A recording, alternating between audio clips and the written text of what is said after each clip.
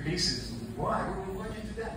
Well, you know, it's ridiculous. You know, you're the Supreme Personality of God. Why do you have to go through that? The formality, follow this formality of I'm chanting my Gayatri, do you mind? Lord Chaitanya, you know, was Thank you. Why? Can't you just respect what I'm trying to do here, you know? Anyway, so he got upset with them, and he decided, you know what? You guys stay here. I'm going to just travel on my own. Ahead of you. So they were classmates. So Sarvabhauma Bhattacharya had like an affection for Lord Chaitanya. He was about 60 years old, so Lord Chaitanya was 24 at the time.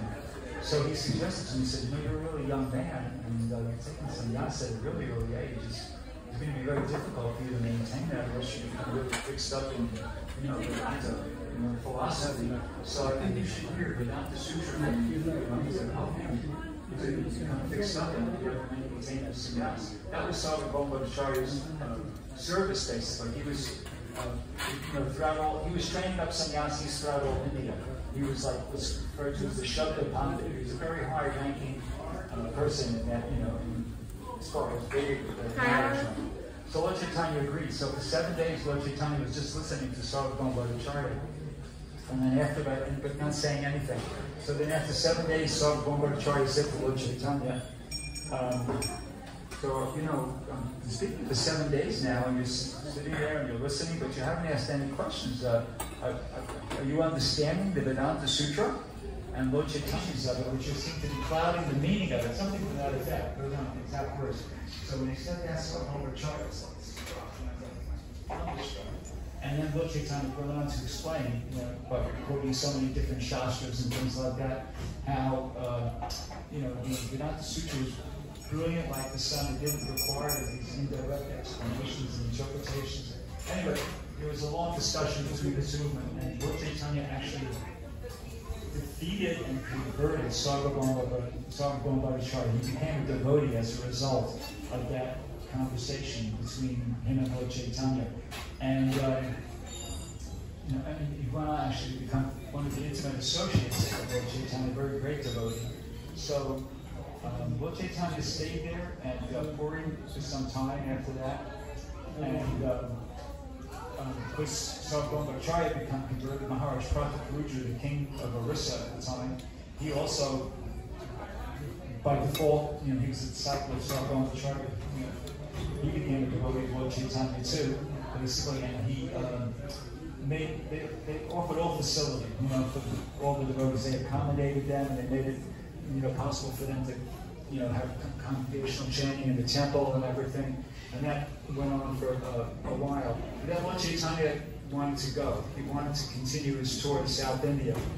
And they, both Sarvabhauma Bhattacharya and didn't want him to, they couldn't talk him out of it.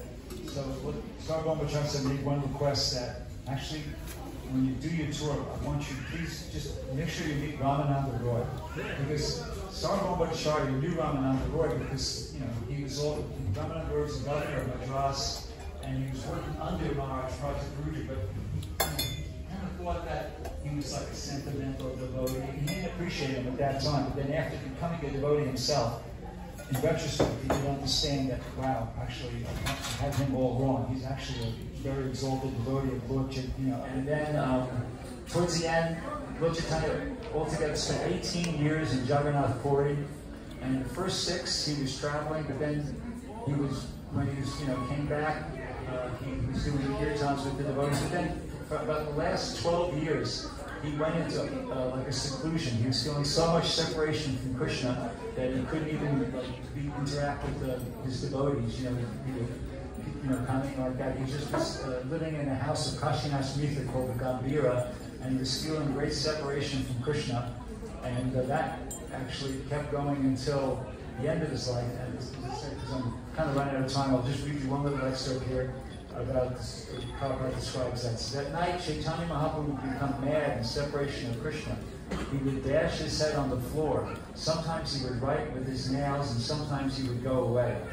Although the house was locked, he would go away, and sometimes he would be found amongst the cowshed, so found that he fell in the ocean, and some fishermen caught him in the net. And as soon as he was in the net, the fishermen touched Chaitanya Mahaprabhu, he also began to dance. Hare Krishna, Krishna Krishna, Hare Hare. Hare Ram, Ram Ram, Hare Hare. And his brothers, his fellow men thought, oh, he's caught a ghost, he's haunted. So in the meantime, his secretary, Swarup Damodar, came to the seashore and he saw that the fisherman was dancing. Then he could understand that he must have some connection with Chaitanya Mahaprabhu. Otherwise, why this fisherman is dancing and chanting Hare Krishna? Then he asked, what has happened to you? He said, sir, I do not know. I am a fish catcher. Now this morning I caught one big fish, and as soon as I caught, I am haunted. So I am dancing. So Swarup Damodar said, where is that fish, big fish? Let me see. So he saw in the net Chaitanya Mahaprabhu. He saw Chaitanya Mahaprabhu and he told him, yes, I'll chant some mantra so the ghost will go away.